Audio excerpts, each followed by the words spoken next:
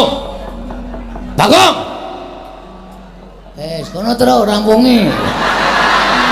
Lho kok rampungi piye ta kowe iki? Kowe kuwi sing ngomong oke-oke kok rampungi. Nesu e wonge. Ha nesu kowe ngelokke ngawur kok. Kowe ngarani Srundrawati barang palsu ya anggapmu apa? Wis kono tandangi. Kowe piye? Lah aku ora ngomong apa-apa kok. Wegah aku nek tok duwaya ngono kowe. Cah jireh ora. Oke. Kamu duduk situ. Iya. Tak wangsulane. Ngene nek kok gelut kowe ya, Tru? Us. Nek gelut kok aku ora. Aku cilik ya kalah musuh iki. Cilik kae arep nek gelem menang ya iso menang. Bagong. Ono kawan Bagong. Wonten dawuh mboten saseru-seru. Kula dereng budhek kok. Aku ngerti kowe durung budhek. Ning nggonku bengok sore iki mergo aku nesu karo kowe. Oh lah ngerti kula. Wong pasuryane abrit kaya ngoten. Kowe mau muni piye? Kowe mau muni piye?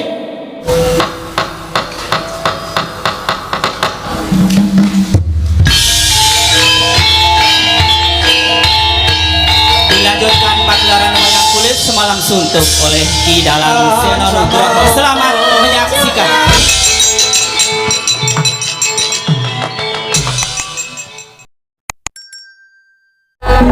Koko Prabu dereng ngantos paripun anggen kula nampi sabda pangandika paduka Kanjeng Koko Prabu menika kadidene sowanipun Panakawan Petruk.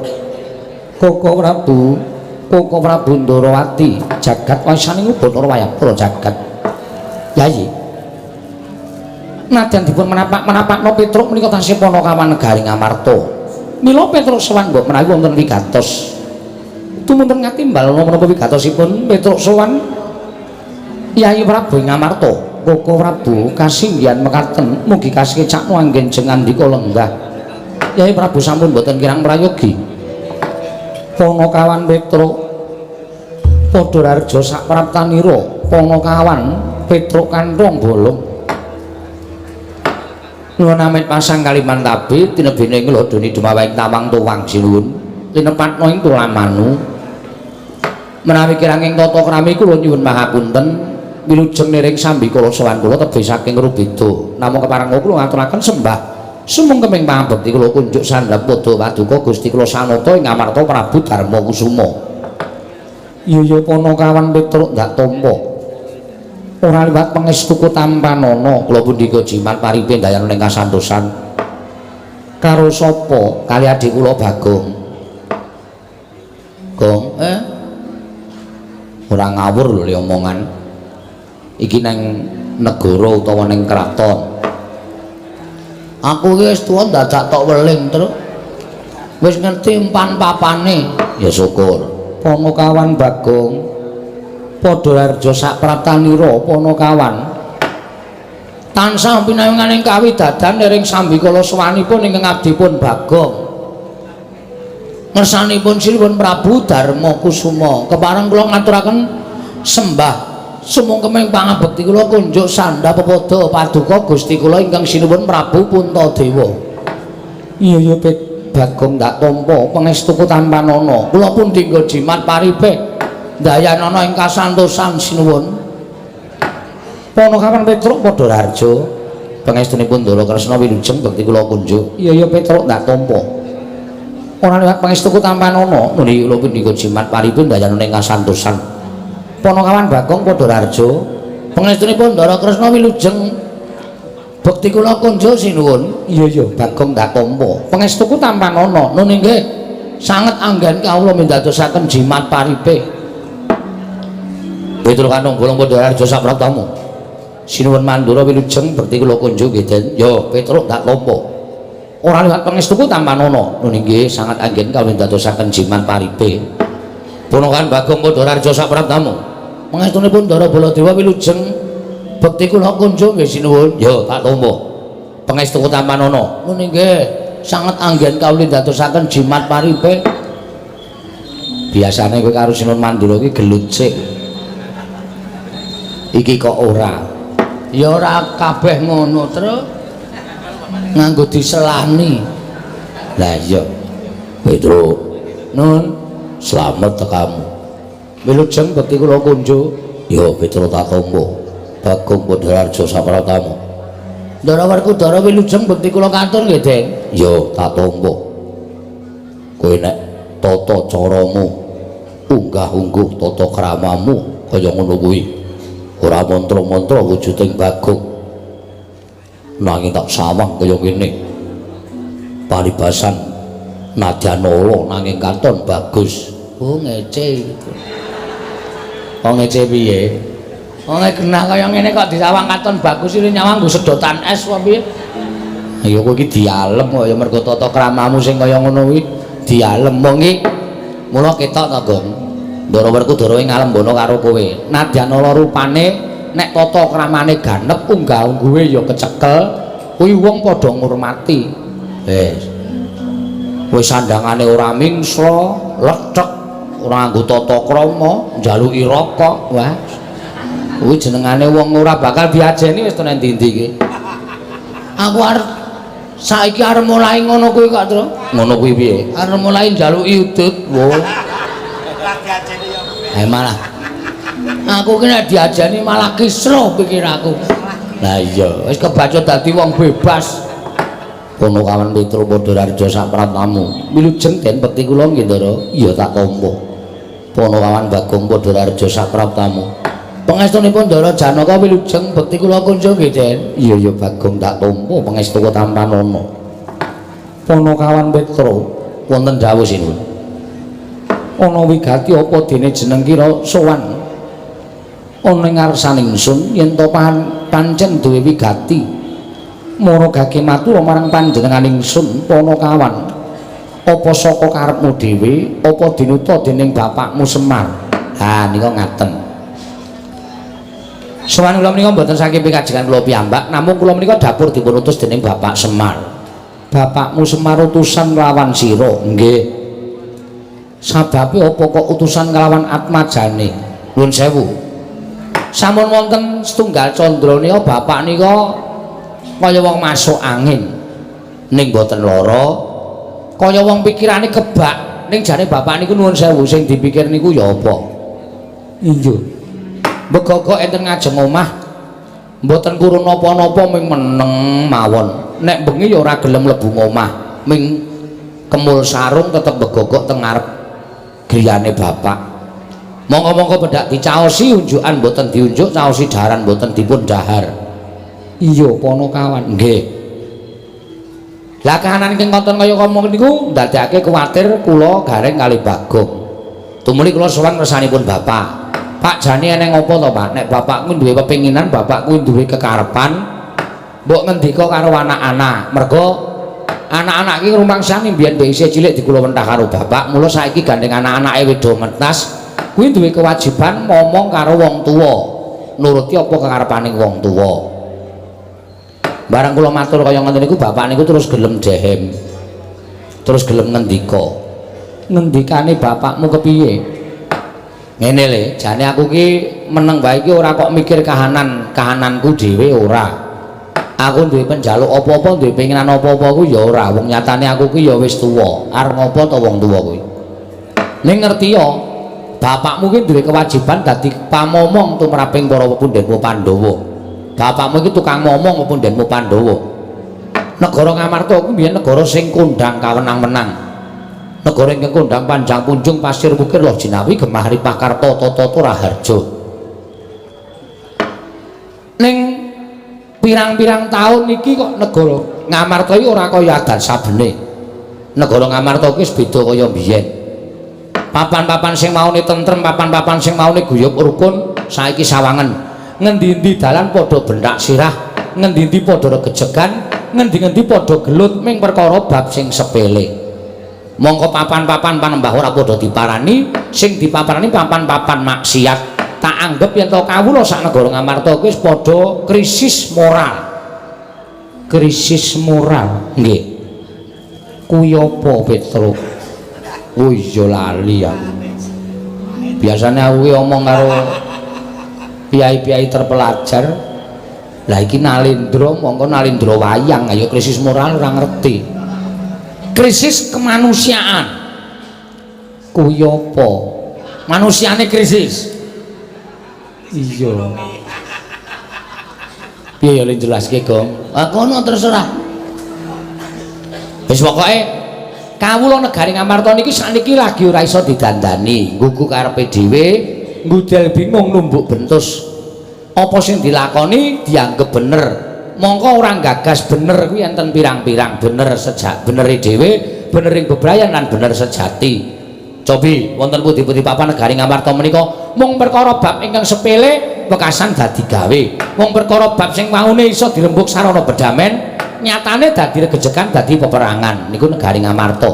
Lah, Ngamarta sing kaya ngene iki nek ora tak dandani, Truk, iki negara kuwi bakal remuk bubuk dadi rempon.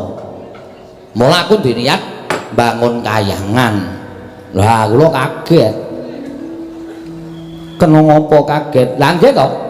Wong bapak niku wong sekeng wong ora duwe, bapak niku wong melarat, bapak niku mung nuwun sewu gedibal. Kok arep bangun kayangan niku terus probiyane saking pundi? Saderenge kula matur ngersane bapak, bapak wis paring dawuh. Sik, kowe aja kaget.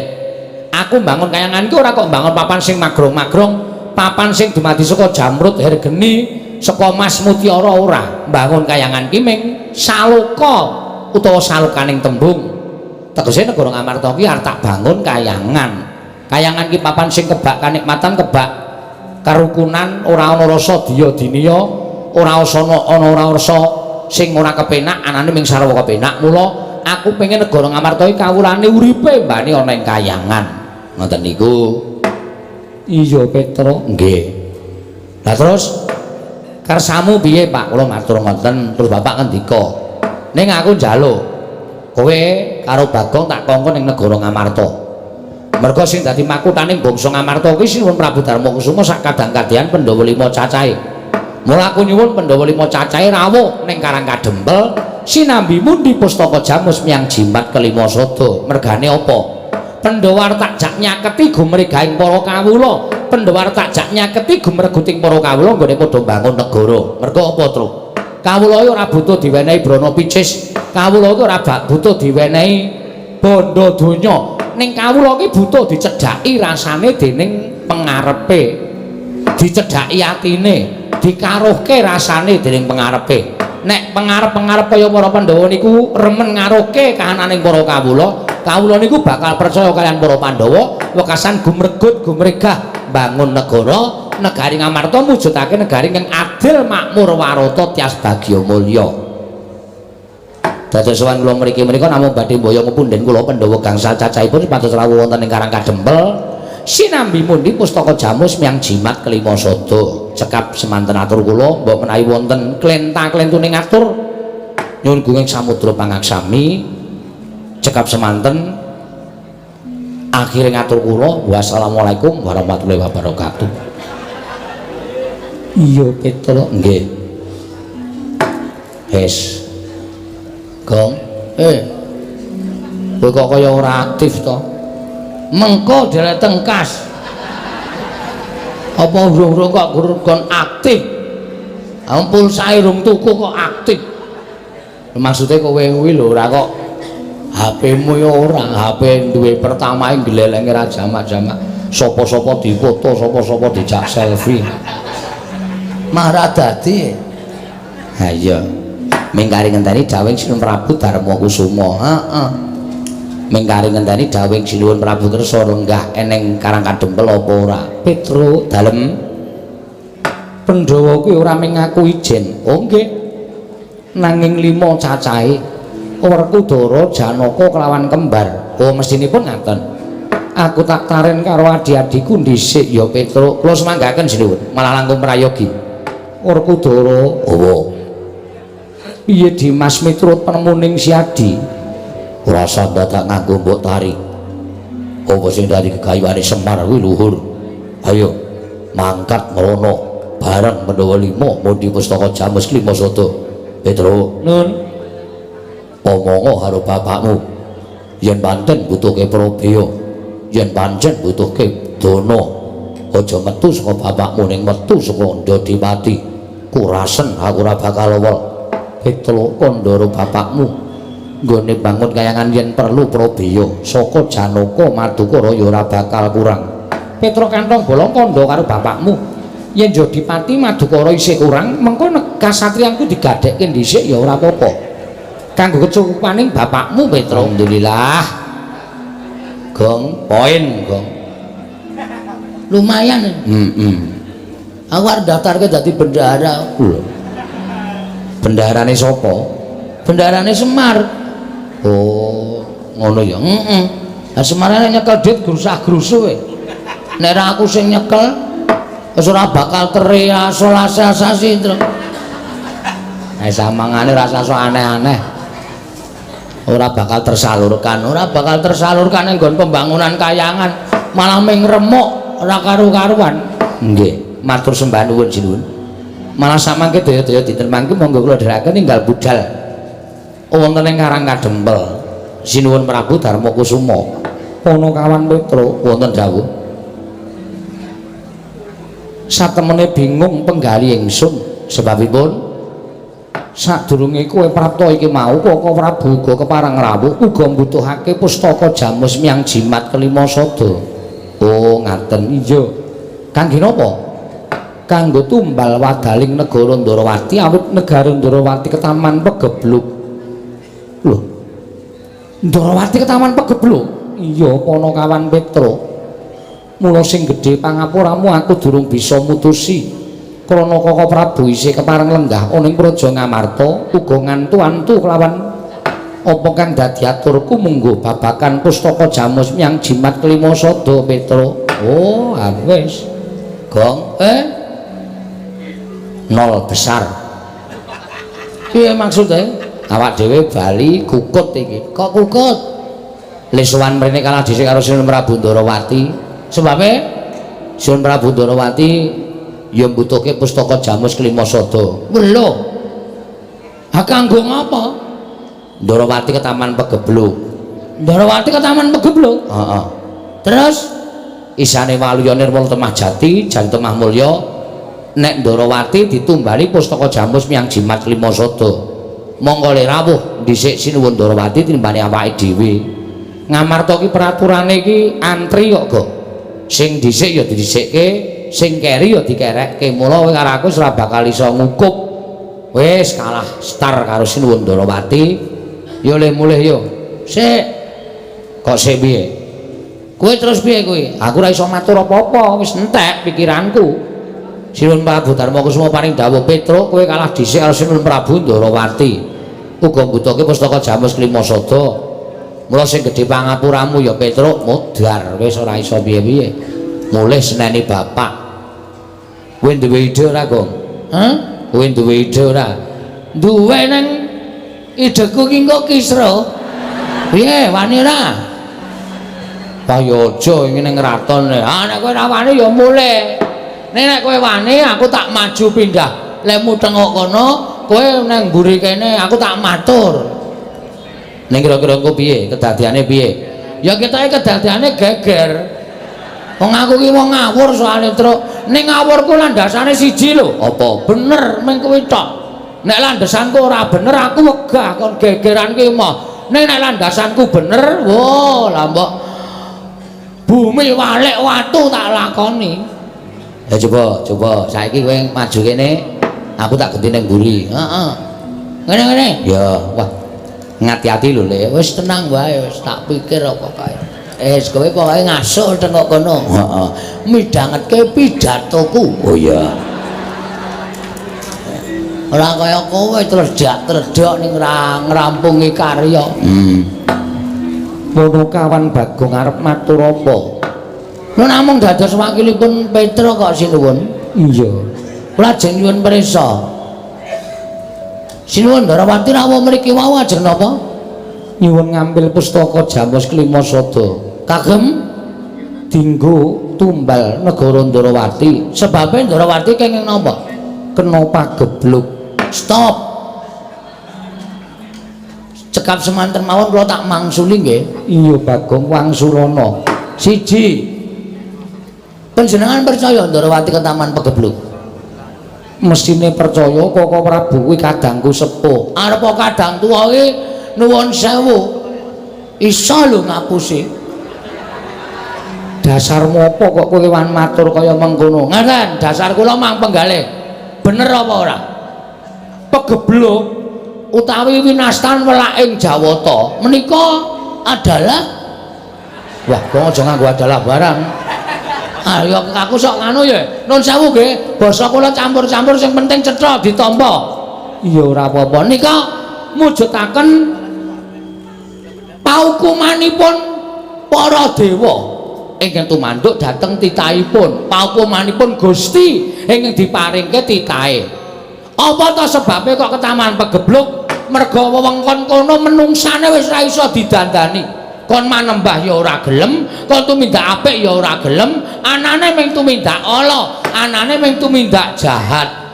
niku Gusti mesti paring hukuman kagem wewengkon mriku saengga wewengkon mriku dipun sebat ketaman pegebluk iya bener nggih terus saniki sampean kula aturi menggalih jagat niki negara pundi sing ratune jahat Prabu Dasamuka nika arep ampuh dikaya ngapa ning ludes keles tanpa sisa mungsuh Prabu Ramawijaya niku tegese Prabu Ramawijaya niku dadi utusane ngadil menehi hukuman kagem Prabu Dasamuka sak wadya balane sak rakyate iya Ngastina niku sing dadi ratu Prabu Duryudana niku ratu jahat Kurawa niku angkara murka niku ora ketaman pegebluk ayem-ayem mawon tentrem-tentrem mawon terus saniki panjenengan penggalih Ndarawati apa bedane karo Ngastina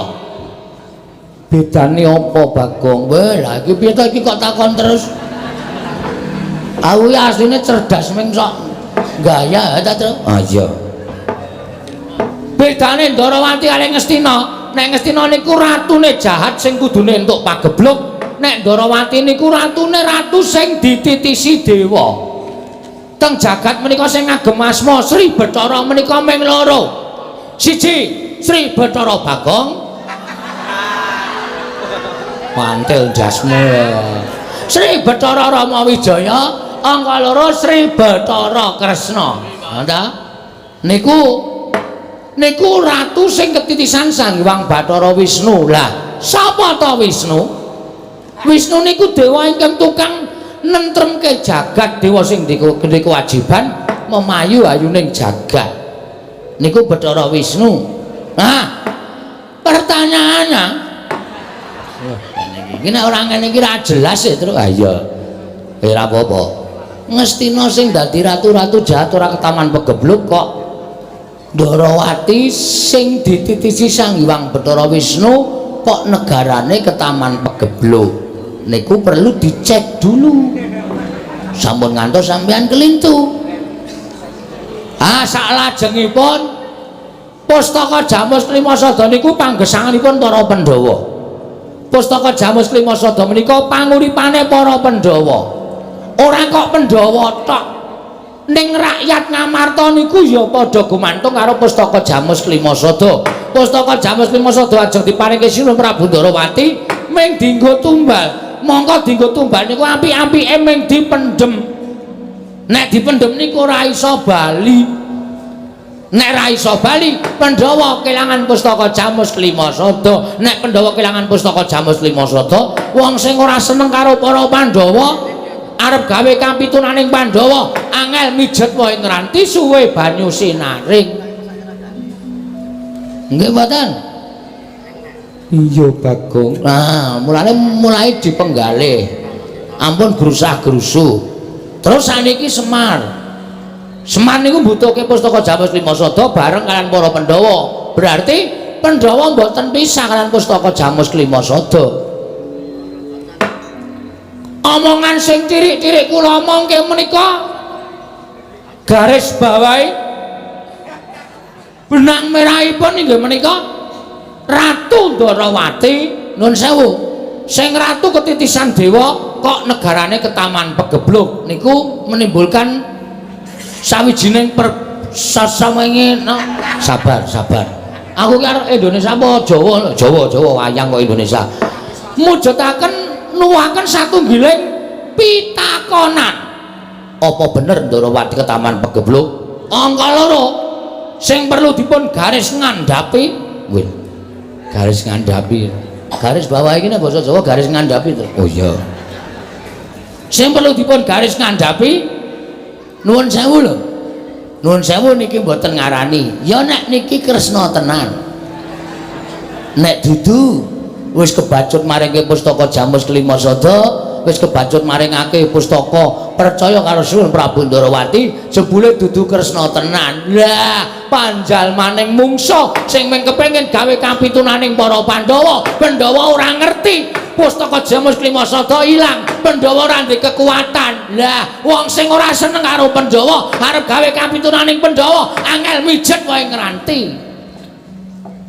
Ayo. Piye?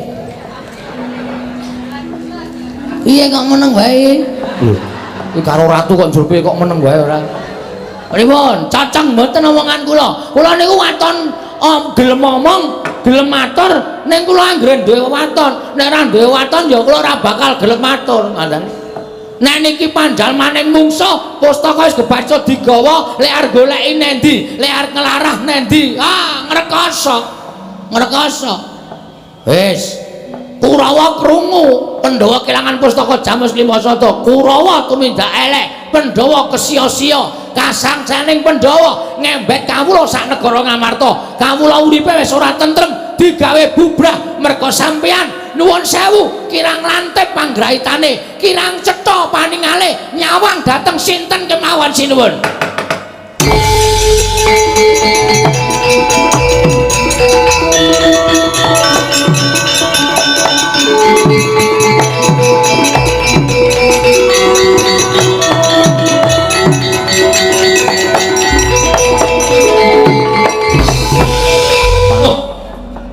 Bagong. Kono terus rampungi. Lho kok rampungi piye ta kowe iki? Kowe kuwi sing ngomong oke-oke kok rampungi. Nesu ae wonge. Ha nesu kowe ngelokke ngawur kok. Kowe ngarani Sunan Ndarawati barang palsu ya anggapmu apa? Wis kono tandangi. Kowe piye? Lho aku ora ngomong apa-apa kok. Wegah aku nek tok duwe kaya ngono kowe. Cah jireh ora. Oke, kamu duduk situ. Iya. Tak wangsulane. Ngene nek kok gelut kowe ya, Tru? Us. Nek gelut kok aku ora. Aku cilik ya kalah musuh iki. Cilik ae arep nek gelem menang ya iso menang. Bagong. Kono kawan Bagong. Wonten dawuh, mboten saseru-seru. Kula dereng budhek kok.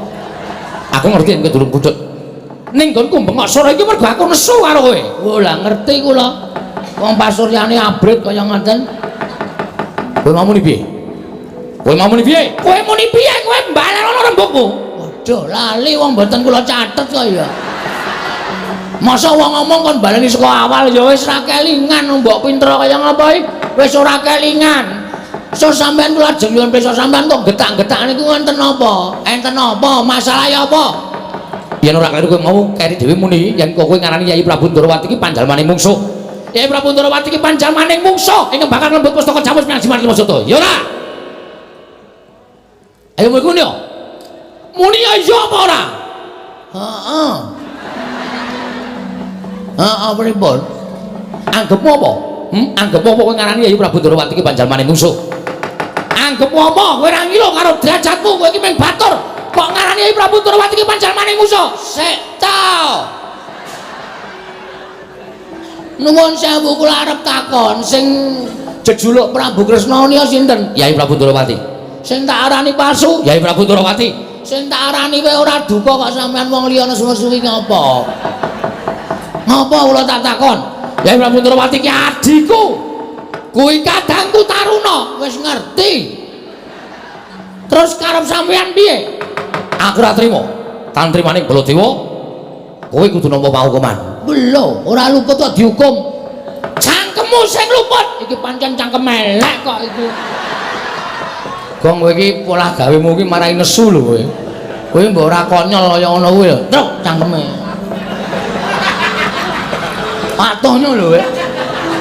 Nang sekolahan kok omongane saru. Konyol. Oh. Tak kira lambene Bagong ora. Terus nek sampeyan ajeng duka sampeyan ajeng apa?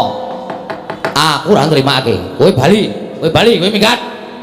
Kowe aja pisan-pisan ngayonake pustaka Jawa Semyang Jimat Liwasada. Nuwun sewu sinuwun. Sampeyan ya daya, kula ya daya. Sesama daya niku dilarang mendahului. Sesama daya niku dilarang unek-unek. Kok sampeyan ya mung entuk wedang segelas, kula ya mung entuk wedang segelas. Lah kok sampeyan nesu-nesu sak penake dhewe niku nuwun sewu. Kula salah napa? Kula kleru napa? Sing kula unekke Sunan Prabu Ndwarawati kok sampeyan dadi murka kaya ngoten. Murka wae. Mergo kowe wani kurang ajar kaya Prabu Ndwarawati. Mergo kowe wani kurang ajar kaya Prabu Ndwarawati. Iblis kowe kere kok. Cangkemmu drangap-drangap kaya betes wono babat tegalan. Ndrewini kaya grojokan. Kowe wani nges marang Prabu Ndwarawati kanggo apa? Kowe ora ngilo karo gecokmu, kowe iki mung batur, kowe mung Panakawan, kowe iki mung kere. Wis ngerti. Kan biyen aku kere terus arep ngopo? Lho, malah ora basa. Sampeyan suwe-suwe iso mangkelke kok. Ora basa karo sampeyan aku ora kualat wong tuwa Bagong bangane Baladewa. Lho, nek ngono kowe wani karo Baladewa? Mboten ajeng wani. Lah kowe wani sekecap padha sekecap.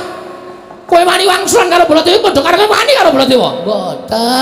Mboten sinuwun tiyang agung kula mboten wantun kalian panjenengan. Nek nek panjenengan niku ngunekke kula kaya ngoten niku sabarane menungsa niku wonten watese. Sing jeneng Kulon Praga duwe wates kok sabarane menungsa ora duwe wates. Ngoten?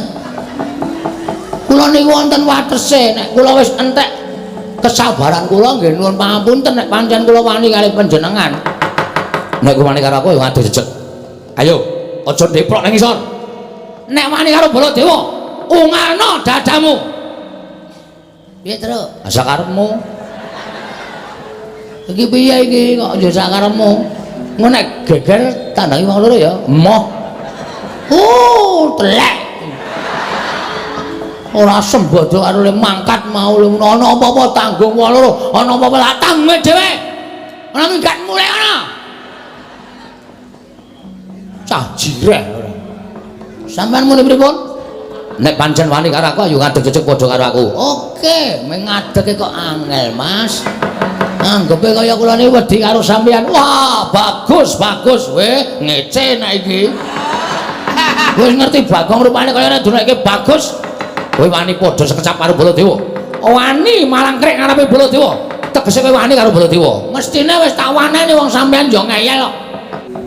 Mekutha sandangan sing apik sing mangagem niku sok nek ngadep sing gawe urip niku ora kanggo.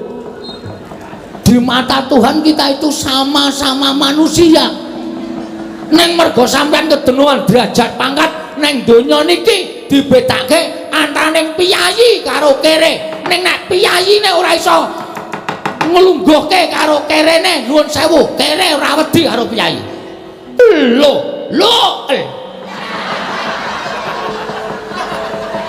Lho nek ngono kowe wani karo aku. Iki nang kene iki.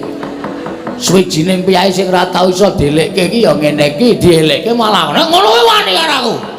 Mbok aja ngono to sinuwun sampean ki sadar. Sampean ki eling. Ngono, sampean ku niku mbiyen jaman arep nyalon dadi Prabu Baladewa mbiyen mbok yo eling teko nang nggon aku ngekeki dit 155 tahun niku njur gaglakan apa ngono tak takon. Bagong iki kowe kudu nyoblos aku. Aku golekno wong 40. Petro aku golekno wong 55. Semar aku golekno wong 45. Kaya ngono kok sampean ra kelingan. Saniki bareng lenggah dampar negara Mandura gedangkrang sila tumpang. Sampean karo wong-wong sing dadekke sampean sia-sia. Aja dianggep ming rakyat cilik. Ning kula ngedhukke sampean ora nganti 3 kedeping netra. Wah sogok gogrok saka kursi sampean. Muni ae saiki. Suwe-suwe dinengke kok arep wani. Ngerti Bagong wetenge lara ket sore mau kok malah gawe masalah. Aku nek nesu ngene iki ora ngerti lara, ora ngerti wong anggere ana panganan mari. Nekat anggere panganan mau mari. Rumangsane ora anggepe sak penake dhewe. Wis saiki tak takon karo kowe. Kapan kowe omong nyata? Kapan? Bagong yo nek kowe milih aku kene pojokan tak kei cakruk. Wis umum kene iki tak ganti nganggo kloset. Sprene isih mancek watu. Nyok kena banyu nyok ora, nyok kena banyu nyok ora. Manut ombake. Ora terrealisasi babar blas. Manusia macam apa kae? Wah, aku malah suwe teratapan, Gong. Arep dadi apa kowe engko nek omonganmu kaya ngono kuwi. Nya. Satu seneng ngegrab minggat ngono. Lho kok digawe decar kon ngegrab. Wah iki ngisru-ngisru ya, Tru. Aku wis menteng-menteng wani tenan, malah kowe sing jireh, kowe sing wedi. Rasa nyangkem meneng. Iya. Nek nganti dadi perang piye?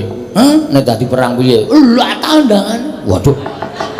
Ora usah melu-melu ora apa-apa. Malam ini tanpa Petruk Bagong jalan. Waduh. Ya wis kowe bareng ngono kok glelengmu ora jamak-jamak. Dalan otomatis ning negara iki kowe saiki bali. Bali nanti? Lho, ning omahmu. Bali kok karo bapakmu.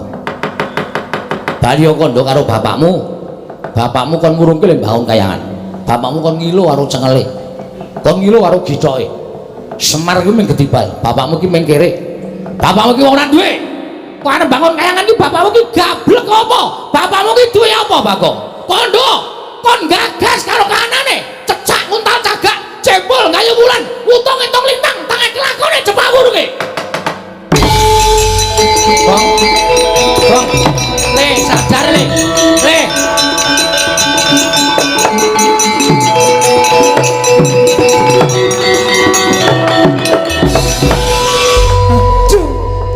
Sinuwun mandura dadak ngrasani bapak dipecel ndase rupane. Le Gong. Sabar Gong. Gong ora malang krek ngono kuwi, Gong. Gong iki nang negara le, sabar kok ndak kliwikan dadi grojokan, geguyon dadi tangisan. Udus kowe.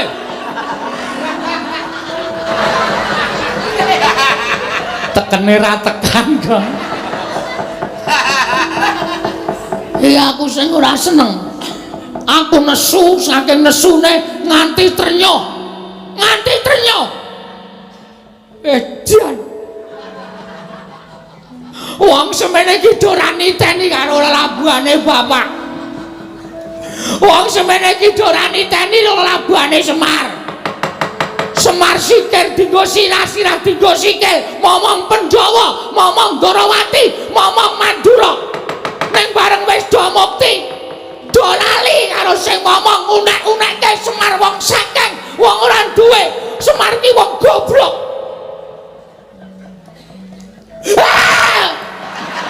Apa iki kok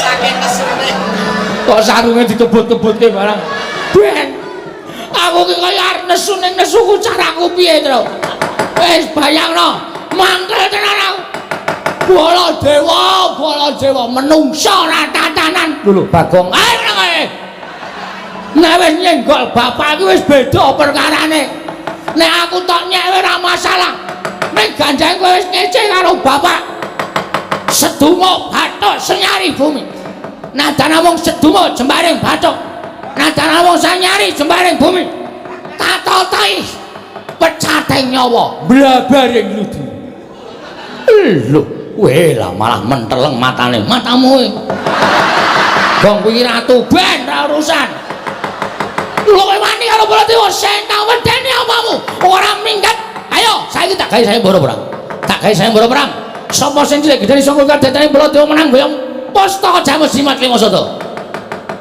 piye omongmu mau piye le omong mau sapa sing cilik gedene saka kadhetane Baladewa menang boyong Pustaka Jamus Limasada belum nantang aku kowe yo oke nanti papane wong Bandayuda kowe iso nglangkai bathange Petruk gawanen Pustaka Jamus Limasada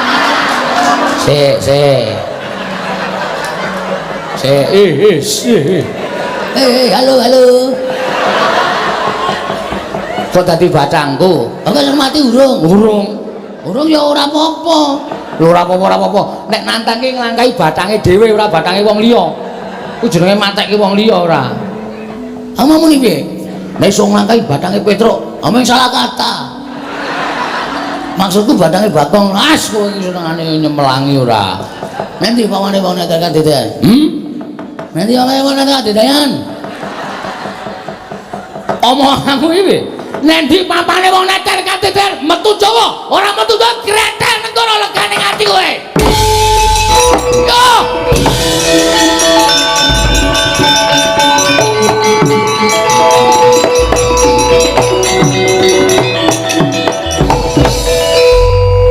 yo kok bali rene to kok ame ngapusi Baladewa kok pira wae mlayu banter aku ngerangkul cagak terus balik sut dhek bablas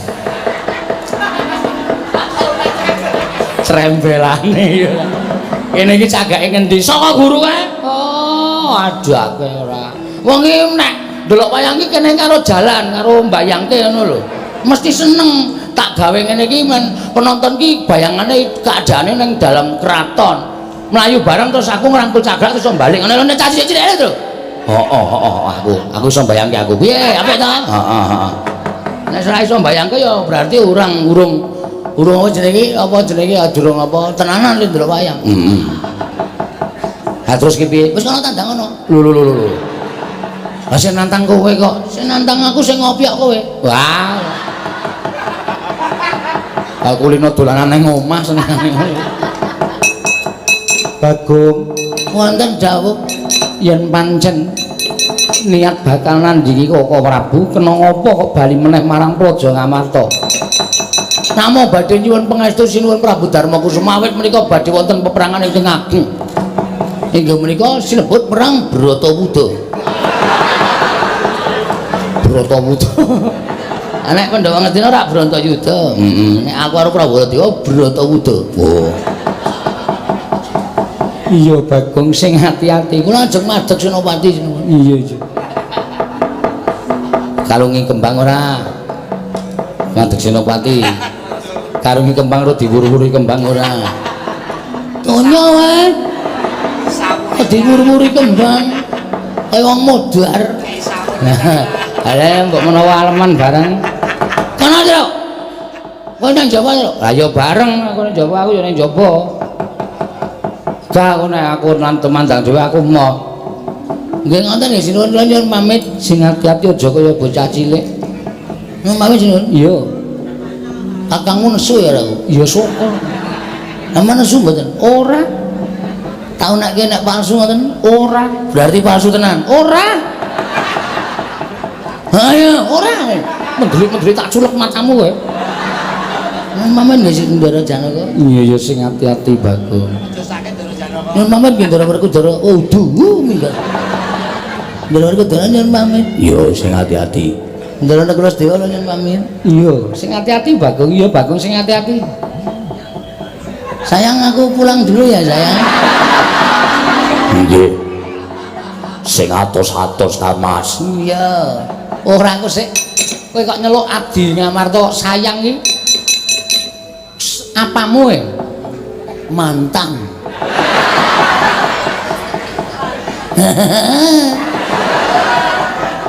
kula so boten gubuk asmara niku kali niki wong edan ora pareng nyuwun pamit sinuwun sing ati-ati aja kaya bocah cilik pono kawan Petruk Surtiti ngati-ati duga-duga digawa ngelingono lamun Koko Prabu Mandura kuwi isih bendaramu mangke badhe kula pitang kepareng kula nyuwun pamit madal pasilan sing ati-ati aja kaya bocah cilik pono kawan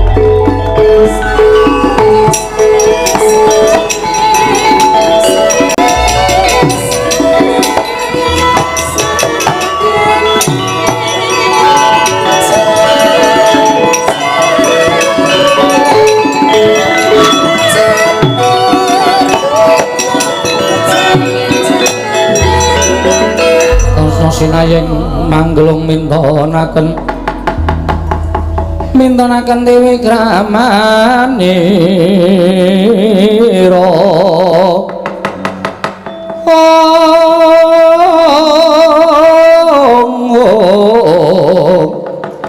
kang mitraning asta aning asta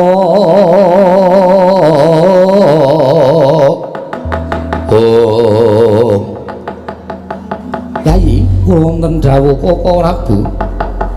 Gandeng sak mangke Koko Prabu. Badhe ayana ingkang Petrukantong bolong sumawana Bagong. Mugi wonten sukala laning penggalih kula ing badhe ngemutaken dhateng Koko Prabu Mandura. Sampun ngantos murub mubal kanapsanipun mekasan sak mangke dados pasolan kan Panakawan. Koko Prabu mugi-mugi sak mangke Koko Prabu Mandura saged kersa andhar menawi sampun paduka dawuhaken Koko Prabu.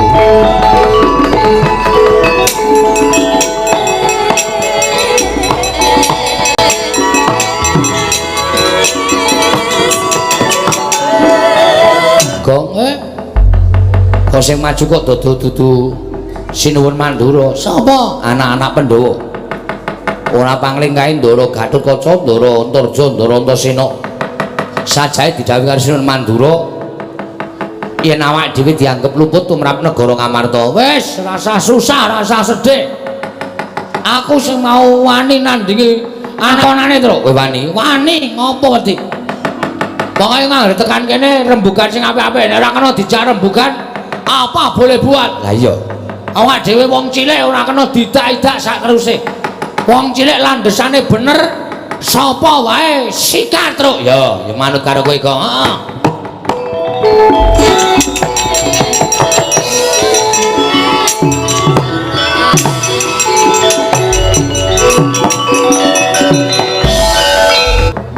Ndara Antasena. Ndara Antasena? Iya, Petruk. Iya, Bagong. Enten apa kok pasuryane kaya duka? Aku didhawuhi dening Siwa Mandura. Didhawuhi dening Prapak di Baladewa kon goleki kowe.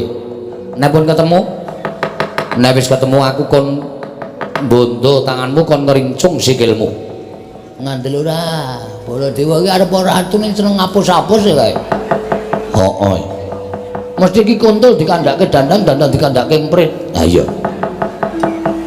Lakon sak nyatane diceritake beda karo anak-anak Pandhawa, men anak-anak Pandhawa nesu awake dhewe. Nek anak-anak Pandhawa nesu awake dhewe, Ndara Antasena, Ndara Gatotkaca, Ndara Antarja ben gelem ngrangket karake dhewe. Penyakit tenan kae Baladewa. Piye, Kong? Wis diwangsuli wae. Nek jane aku kandha karo kowe ya, Truk. Nggih. Aku ora tekan atiku. Mergo kowe iki tau tate ngomong karo aku, kowe tau tate ngudang karo aku. Oh nggih. Lah terus aku tak takon karo kowe jane masalahe apa? Nah iki cah apik iki arep rada gentro ning apik iki. Heeh. Nek tak omongane to? Iya, omongane. Jan-jane niku kula kalih Petruk mboten salah, Raden. Ndara. Lah kok Siwa Mandura dawuh karo anak-anak kon nyekel karo kowe. Mergane nika pancen wonge sarak. Ngoten. Sinuwun Dwarawati, Sinuwun Prabu Baladewa rawuh teng negara Ngamarta. Iya. Wigatine ajeng nyuwun ngambil pustaka Jamus Miang Jimat Limasada merga negara Dwarawati ketaman pegebluk. Oh ngono. Heeh. Terus kula kalih Petruk teka. Niku dikongkon Bapak merga Bapak kepengin bangun kayangan. Bangun kayangan nika ateges uripe para kawula sak negara Ngamarta niku embane urip teng kayangan kebak karukunan, kebak unggah-ungguh, kebak tata krama kamanunggalan. Ning syarate Pandhawa kudu rawuh teng Karang Kadempel sareng kalih pustaka Jamus Miang Jimat Kalimasada. Terus geger. Geger piye? Padu antaraning kula kalih Prabu Baladewa. Lho. Kowe wani karo Prabu Baladewa? Lho canggleleng padake. Kula wani merga kula bener. Kula ndakwa Sinuwun Dwarawati niku nuwun sewu panjalmaning mungsuh. Ing atase negara Dwarawati niku dilenggahi Prabu Kresna titising dewa kok taman pegebluk niku ora impossible. Wah, bahasamu. Lho niki teng sekolahane. Impossible ki apa, Gong? Odol. Odol dengkulmu nglacet. Impossible ki tidak mungkin lho, ora bakal kelakon. Ora bakal kelakon to. Nggih, Mboten? Iya. Aniku dadi dukane Prabu Baladewa. Wanus maling jalanan Bagong dapure kaya ngene. Kula dunekke kere, dunekke ra duwe, dunekke wong was pokoke entek amek kurang golek. Ning kula ora masalah. Kula dunekke kere ra apa-apa, bareng nyandak Semar. Nyandak Semar piye? Semar anu Baladewa muni. Bagong, saiki kowe bali kandhara bapakmu. Bapakmu kon ngilo karo cengele. Kon ngilo gitoke. Ming Semare kok bangun kayangan iki terus gablek apa? Semar ki wong ora duwe, Semar ki wong melarat. Aku dadi sak kepenake dhewe nguneke sak kepenake rasa digoleki apa-apane terus dipangan wae. Wis digoleki lomboke ya wis ora ana. Kok omong kok iso nyember tekan dindi to. Anake kok diuwong ora dek dimplok. Kene iki le ndelokke melu ngeleh. Oh, caitan. Nah, Semar dunake ngoten niku. Aku kula nesu bapak kula niku sing kula ajene. Lah iya. Saniki coba kula tak takon karo sampean. Takon apa? Upamane sampean niku ketemu karo wong niku unek-uneke bapak sampean. Antasena wae anake Werkudara. Werkudara kae wong drogak-drogok. Ora iso basa, ora iso ndodok. Kene ning kamar mandi piye jajaran? Nek ora iso ndodok. Lara ora atine. Wong mau tak jotosi mergo ngino bapakku. Padha aku. Aku ya mbelani bapak wani karo Baladewa niku. Mboten kok mbelani sapa-sapa. Oh, lara-larae ngono to. Heeh. Anu iya. Anu nggih. Wah, untung kowe tak ajar. Untung ada saya. Nek ora ngono mesti kowe tak polo mergo aku wis metu padha dawing Siwa Mandura. Terus piye iki? Aku ora iso nyegel kowe. Aku ora iso nyegel terus piye? Akeh kakangmu ae Gatotkaca karo Antarja kae piye? Nek tekan kene aku diajar ya terus. Mesti modar. Piye kuwi? Nek pancen sampean niku benerke kula ya aja mung meneng wae, ning belani kula. Ngene bae. Tak bilani, ning aku belani salah siji. Salah siji piye? Engko nek Kakang Garwaca tekan kene arep nyekel karo kowe wanenono. Waduh, wani ya ilang ndase tenan. Bagong wani karo Garwaca potol ndasmu. Wah, terus diganti pucukan rek. Tenaming tingil-tingil. Ora aja kuwatir. Aku ngewangi karo kowe ning aku tak ngewangi Petro. Carane? Aku manjing ning awake Petro. Wah, mbok kula mawon. Moh. Ora sedeng awakmu. Sedeng mawon iki melar ya awake. Moh. Petruk wae. Kok soalé kowe iki wonge glelengmu ndak tok nggo ngopo-ngopo. Tur dasare kowe iki wonge clemer. Mun aku mlebu ning awakmu kowe pinter, kowe digdaya tok nggo nyopet ning pasar malah aku sing kewirangan. Alah. Saiki wis ora. Nek mbiyen saiki wis ora, saiki mung sok ngutil. Oh padha wae ora. Aku tak manggon ning awake Petro. Mun nek Petro Kakang Garwaca tekan kene, Petro arep dicekel, kowe arep dicekel, pasrahke Petro. Ben Petro sing perang karo Kakang Garwaca. Walah, mbok kula tak gleleng sekali-sekali wis. Mlebu teng mriki, ngono bleng manten kula dimong sampean mlebu teng awak kula, wah, kula gleleng. Moh, aku ndelok potonganmu wis ora seneng. Kowe soalé wong glelengku ndak tok nggo sing aneh-aneh. Punten, kowe mlebu iki. Kok tak gleleng, yo. Walah, alah terus mbok yo. Aku ya terus. Lah, Antasena karepean ning nggon aku kok. Kok aku terus. Emoh ya ben ning kene kok ya. Wah, kowe iki. Kula mawon to, Lho. Emoh. Awak kula anget. Ya men awak. Penak teng awak kula. Emoh, aku tak ning awake Petro. Terus nun ngambet ambekan. Petro sing ngambet ambekan udu kowe. Alah, Danu. Kowe banci ndek banci ladan. Oh arto irane apa-apa aku ora manut, mbok aku arep mlebu ning awake Petro. Ngambet ambekan terus nggih.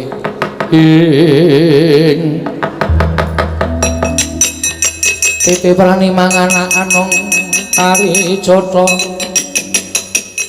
Mbak lumembak lamun mambeng lero mbak ing samudra hanglo. Oh.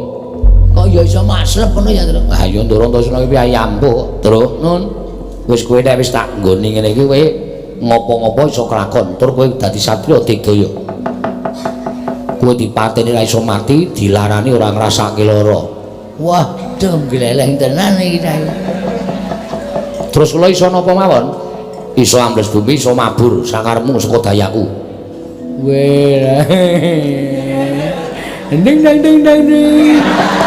Modaro. Ora iri to, ora apa. Kudune iso kabeh ya iso kabeh. Antos sendok. Antos sendok ki boros kaya bakmi ya gelem. Kaido goreng yo entek. Ya, unek-unekke Ndara Antasena ning ndro awakku ora krungu. Wis ben. Kula tak njajal amblesne nggih, Den. Yo, ambles ombi. Carane pripun? Ngampet ambegan terus ngelikar. Ho! Wah.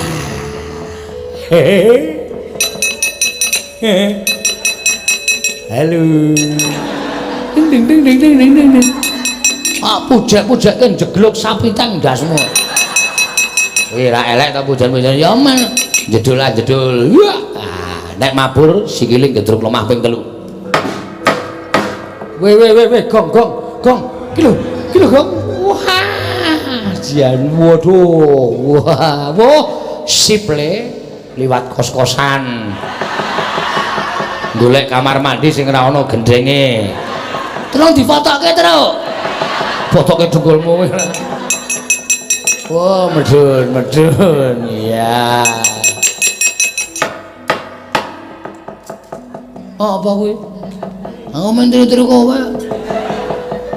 Wah, anggere Ndara Antasena ora gelem ngomongi aku titen ana. Iki jenenge Mbak Cindik Mbak Cilatan. Pedro. Kae tandangi kana. Ana sing sampuh kana. Potol ndasmu. Apa kok juru mujak-mujake elak? Elek kok elak. Muja-mujake elek. Pripun, Den? Pedro, aja mlayu aku bakal nemoni karo kowe.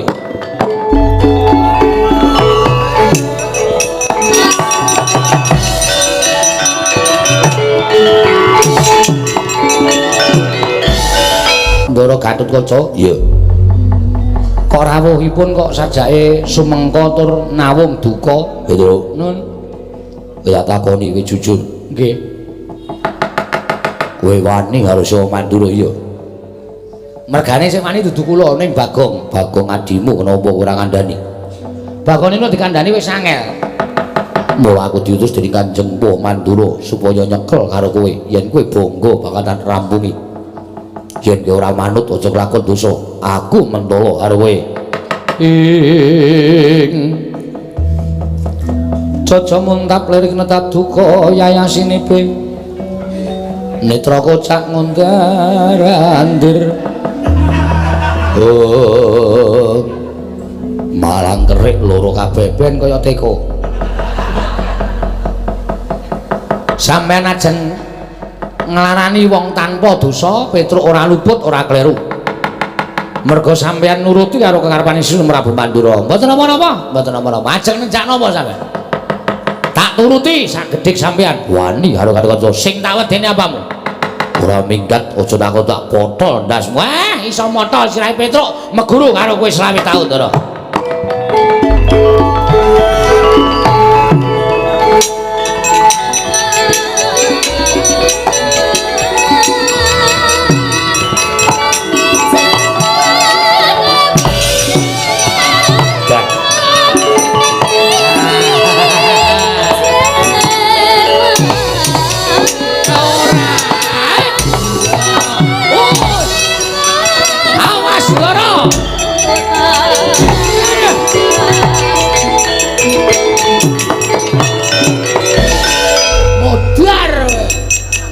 Apamupun dipotol mawon. Glelenge ra jamak-jamak. Mampus kowe. Ora bakal iso nglawat kowe. Ayo Sambato. Ajeng dinambahke, Ndara. Potol sirahmu. Potol wis. Anggepe apa? Pun dipotol mawon. Iki Kakangku Bagong. Sengit aku. Glelenge ra jamak-jamak. Aduh mati kula, Den. Sambato. Niki mboten kencang-kencang kencang kali niki ora kencang-kencang niki. Niki gurune mlintir niki. Ya wen. Tak bablas ke tak pelintir tugel kulumu. Pun derek mawon ajeng mang tugel. Mangane men diplintar-plintir ngene iki malah lara pedes. Mati dereng aku. Pun monggo mampateni mboten apa-apa.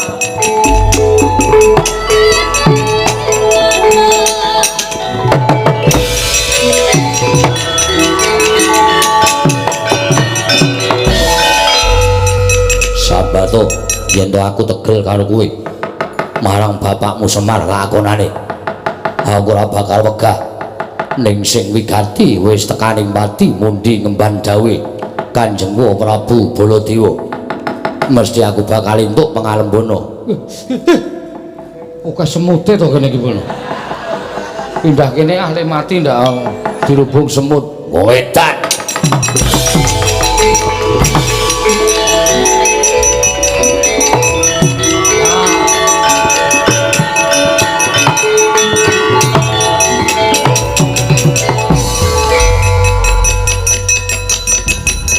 Iki ngopo iki? Dan genti aku. Aku ya pengen pentas ya, Tru. Ayo pentas kok dadak aku doyok-doyok. Mana sing jero metu e.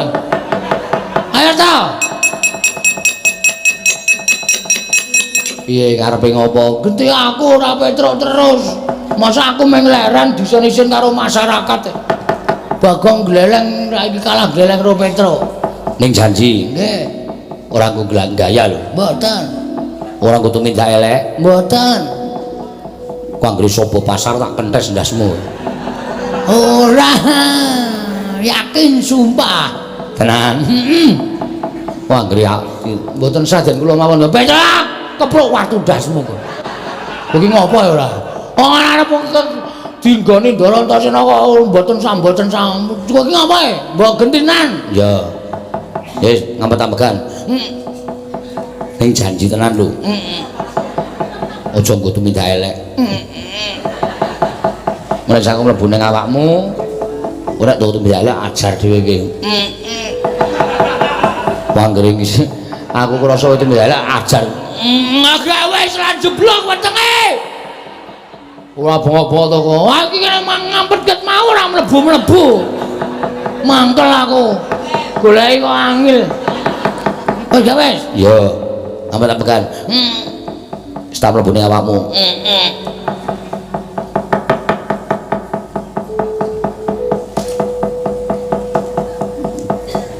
Kon merem kok. Aku tak mlebu ning awakmu ya kok. Nek sak mlebu ning awakmu aja nggo dolanan lho.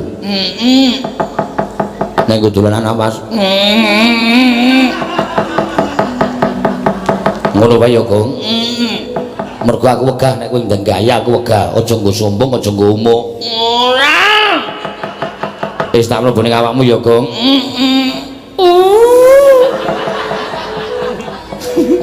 Nganti kepentut-pentut ora. Lah tak tenan ndi? Ah wis mlebu ket mau. Ha sing ngomong ki mau? Aku. Oh setane. Kok arep pedhot-pedhot napase. Kok Gus, Ngopo? kok ora iso ambles bumi? Lah wong aku iso omong nek ambles bumi iki manteng pangestine ngampet-ambegan. Oh iya lali aku. Ceniningan kuwi jenenge kesusu ora. Wis.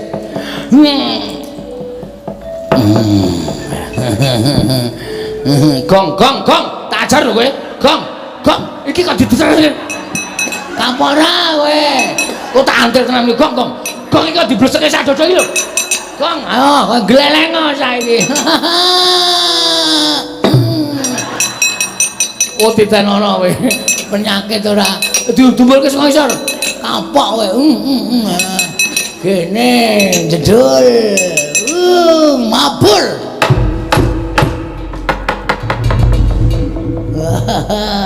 Jelas tenan iki.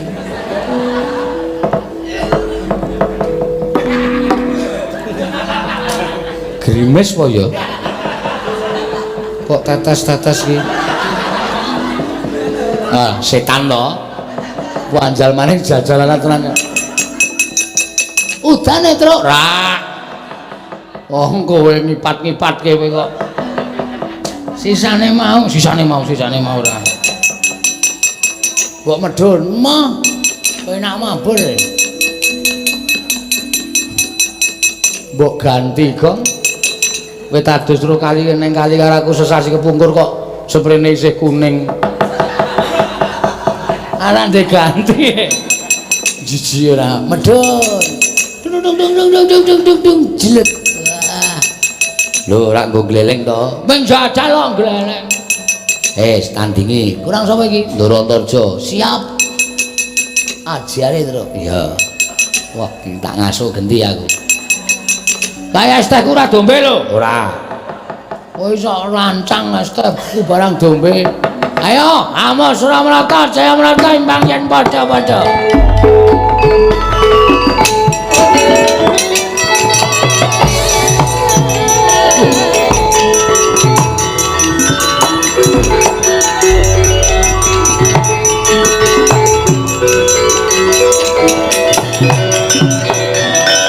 Iblis lanat pamer arep ditemoni kok malah ambles bumi. Mapokmu kapan? Apa sing ambles bumi mengko tok apa? Aku saiki mabur. Aku iso. Weh la edan, ora edan iki tenan. Mentas meguru anyar. Wis lulus. Iya pancen kowe meguru anyar. Heeh, arep apa? Kowe mbelani Baladewa. Dasar Pranayata, golek Petruk. Hah? Golek Petruk. Petruk ora ana, Petruk mulih. Kowe aja ndelikke Petruk. Kowe ndelikke Petruk lak katutke dosane Bagong. Walah, kowe kok dadi omonganmu atos kaya ngono to, Jaja. Jo sapa? Jenengmu Antarja kok kon ngundang sapa? Kon ngundang Antar. Hah? Tundang Jaja nesu. Petruk wani karo Siwa Mandura. Kowe ya wani karo wong Mandura. Manut tak bondo tak krincung sing tak rangket leboke Pak Kunjaran. Wah, oleh mayir. Rangket leboke Pak Kunjaran. Ora ngerti kadegdayane Bagong kowe.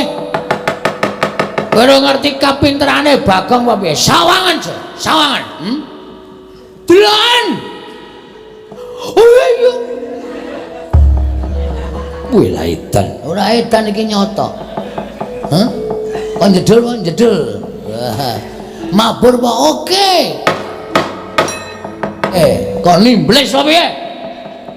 Rampung dening aku kowe. Ya nek iso medun. Ya iso munggah kok ora iso medun. Oh, gleleng to, wadiake. Ayo arep ngejak apa? Nyembur tak kembali nyembur. Ambles bumi tak kembali ambles bumi. Mabur tak kembali mabur. Ora bakal aku mundur sejangkah. Hah? Ora usah mecicil kowe. Sawan lekane ayo. Hup.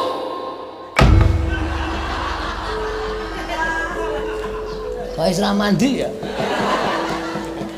Oke, mbok menapa lemahe lagi atos. Ora masalah, tonton iki.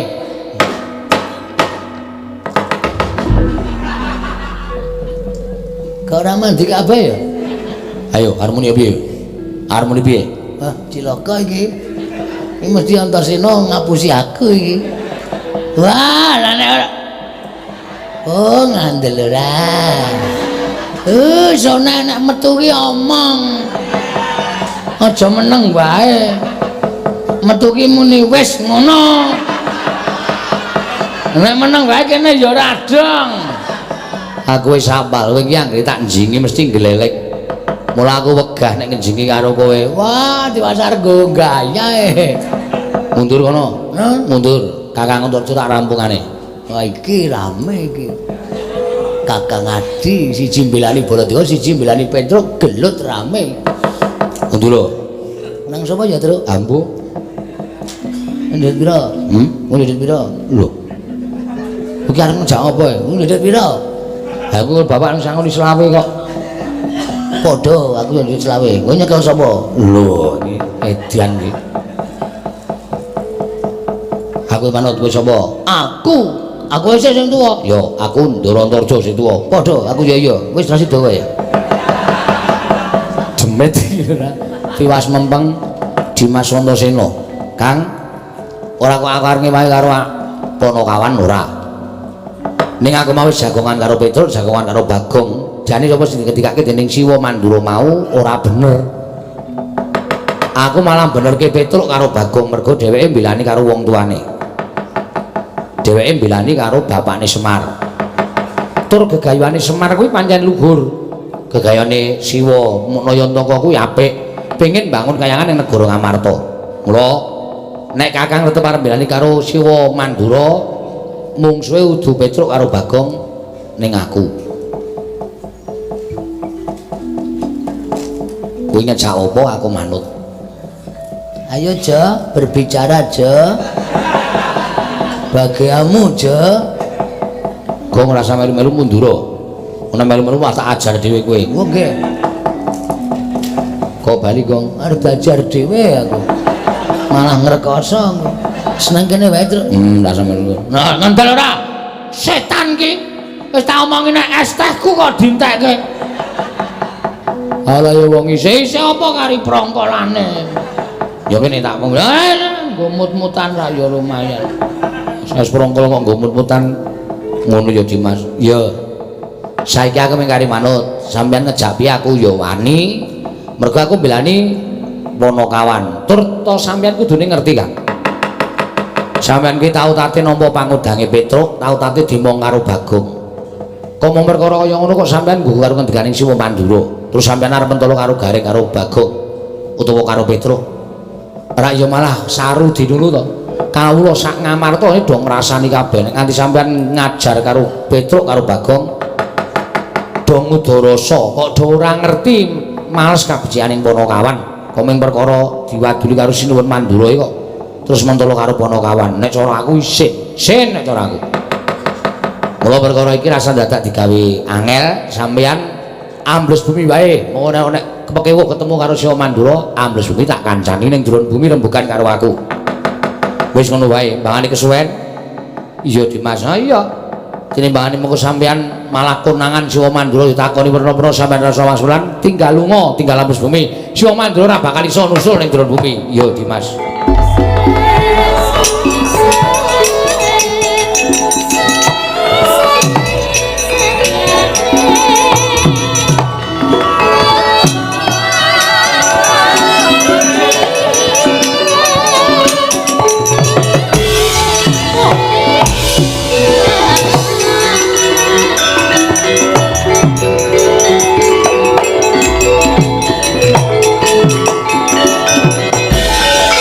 Kula Dewa Narpati Tuwinares Wana Kresna kalangkung tresnanira marang Dyabanon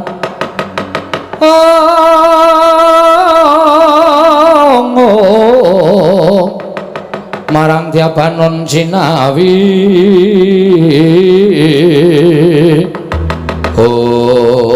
wah manusane jajalan surtane bawana iblis lanat.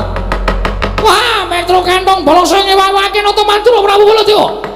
Petro, Bagong ora bali saka negara Ngamarta grantel nenggala bodaki wumah.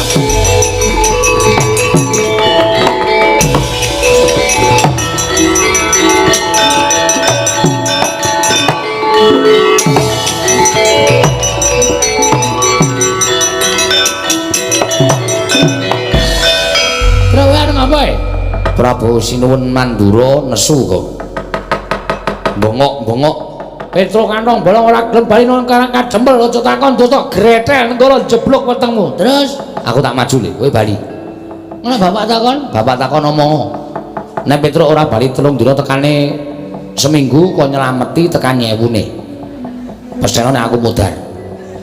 Tro ora ngono lho, Tro. Kancaku sapa? Ha isi ana Gareng kok. Gareng ini ada gelan tak kompak ya karo aku. Mesti kobong. Ora Gong, aku wis tak niati tenan. Wis rasa dadak tok gondeli, rasa dadak tok piye-piye iki. Mingkira.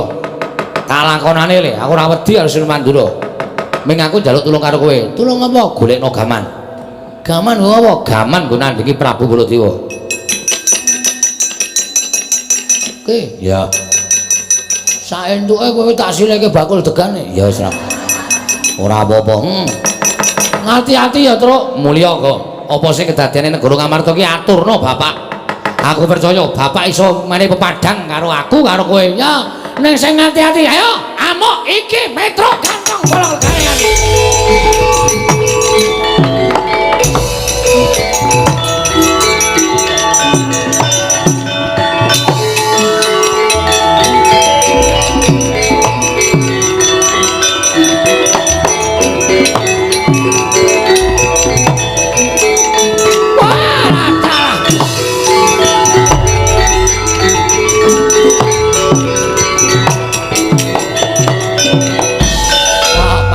Jajalan ate iblis lalat. Iki Petro iki. Nggih. Wah, kowe wani karo Prabu Baladewa. Nuwun sewu, mboten kula wantun ning kepepet. Wong niku nek kepepet wis nekat. Monggo nekat niku wis ora ana ukurane. Wong nekat niku karo sapa-sapa ora bakal wedi. Yen ngono wani karo Baladewa sing tak wedeni apamu. Ketiban Kyai Nenggala, Alugara iki pamunang satu sekti tamake Gunung Jugruk Segara Asat. Wis, iku tau nggo nyolong degan ping 3 ra konangan. Padha ampuhe mati tenan aku, mati sampean. Mati.